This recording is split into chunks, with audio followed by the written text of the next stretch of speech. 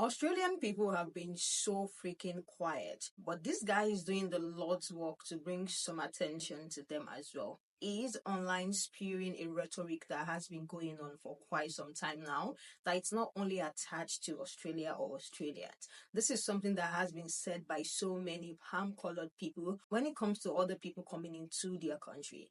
And he said the same thing that you might have probably heard a million times before.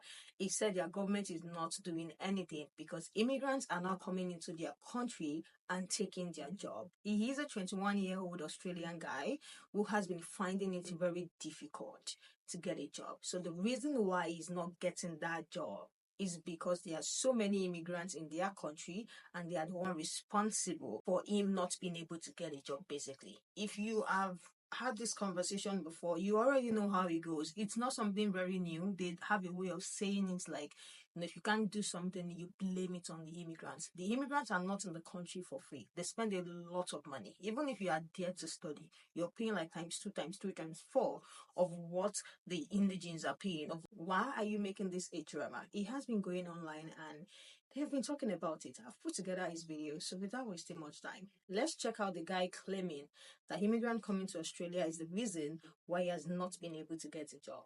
I feel as though, as an Australian citizen, it's becoming increasingly harder to come to terms with how many immigrants are getting let into our country week by week. I see a lot of young fellas on this app concerned and fearful about immigration. So let's get into it here. This isn't an uproar of racism from Australians. This is an uproar of people who are fed up with having to struggle week by week because government aren't doing what they're supposed to be doing. Okay, yep, plenty of people are upset with the government not doing what they should be doing, but the target of immigration is the wrong target. But okay, let's keep going. Tourism is awesome for any economy, and Australia is the spot to promote tourism. Yep, you're right. Last year, tourism contributed $65 billion to the Australian economy. Tourism is not having people come live here for 6, 12, 18 months, or coming over on a visa where they can study to then transition into another course where they then get PR and then get citizenship. So you're talking about international students, and if we're thinking about the economy, international students in 2019, for example, contributed about $45 billion to the Australian economy. It's a massive export. It's not as if international students can go straight to permanent residence. Often, on average, it takes 5 years for a student on a visa. And not only that, they've also been on at least 3 different visas, temporary visas, before they can apply for permanent residency at quite significant cost. And throughout that time, yes, they might be taking jobs, but they are taking jobs and paying tax, contributing to the Australian economy as well. I know as an Australian, I love seeing other people from other countries come explore. I love seeing people enjoy the beaches that we have and the food and the culture that we have here. What I'm not alright with is being 21 years old, living out of home and struggling to find work. Yep, absolutely. A lot of us should be very concerned about this kind of situation you're finding yourself in. And having $47 in my bank account 2 days after payday because I'm not getting enough work because immigrants are taking over the work that I should be having. Brother, you need to remember no one's entitled to a job. And if you think about international students in terms of the work that they're doing, it's hospitality, it's retail, and it's often administration. But if we want to talk about other temporary visa holders, often they're working as skilled visa migrants, right? So they're working in bits of our economy and workforce where we have skill shortages. So people from India, England, China particularly, and the Philippines are coming across to work in very technical roles, technology-based roles, professional services roles, accounting, things like the care services. These are all jobs that we don't have enough people to fill. And part of the problem is that we're not educating people enough to be able to transition into these sectors. So they are meeting a gap that we have in the country that is already there. And B, the housing crisis is so through the roof because they're trying to house people who shouldn't be here in the first place. Forgive me if I'm wrong, but you are probably from a family of migrants. I'm at a breaking point, and I know it's not just me, where I cannot financially support myself due to these immigrants coming over. Okay, so this is like saying you get really annoyed by having to catch an overcrammed bus, and sometimes you have to wait for the next bus to come because it's way too crammed. And you're blaming the bus and the people on the bus instead of saying, why don't we have more buses? And I think that's where the target of this conversation has to be.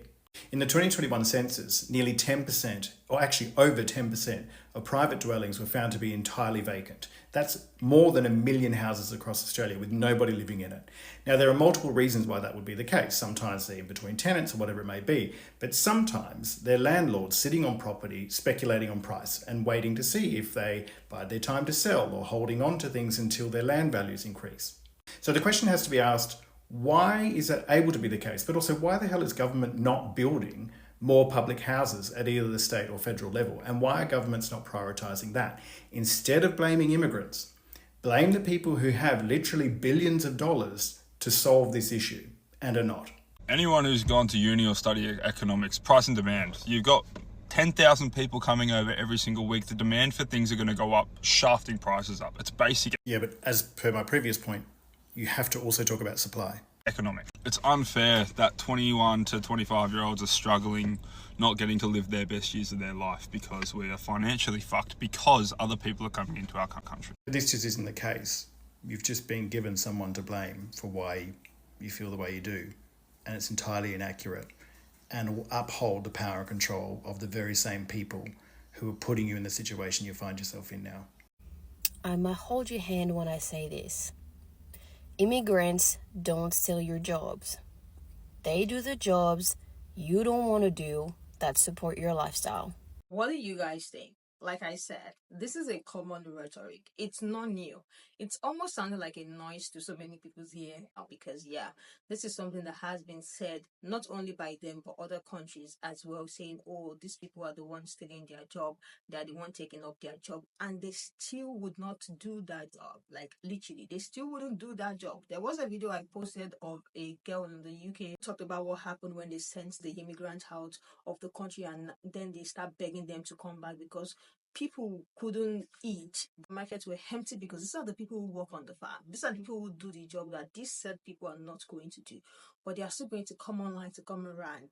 The fact that they are not getting a job because there are so many immigrants in their country, as if their own people are not occupying other places as well. Like, come on. This person said the immigrant brain surgeon did not take your job. They did not take your job. Another person said, I just want to know what is the job that he thinks he should be getting. That is the thing. Another person said, it is not this young man's fault that they have fed this narrative. Yes, the media is constantly bombarding this as an easy villain, when in reality the issue is the class divide, but the people making the laws and pushing the news are on that side of the fence. I think many Australians are trapped hearing this rhetoric. This one said, Australians has pretty much colonized Bali, and now they are complaining about international students in their country. Pathetic. The last one I have here said, he borrowed News Corp's narrative and took it to TikTok without ever bothering to Google anything. I think we all know why Kieran is struggling to find enough work. Let me know what you guys think about this video and the notion of immigrants taking job. Immigrants are the reason why you there are not getting a job. Like, let me know what you guys think. Have this conversation in the comment section and I will meet you guys there. Bye. See you in the next one.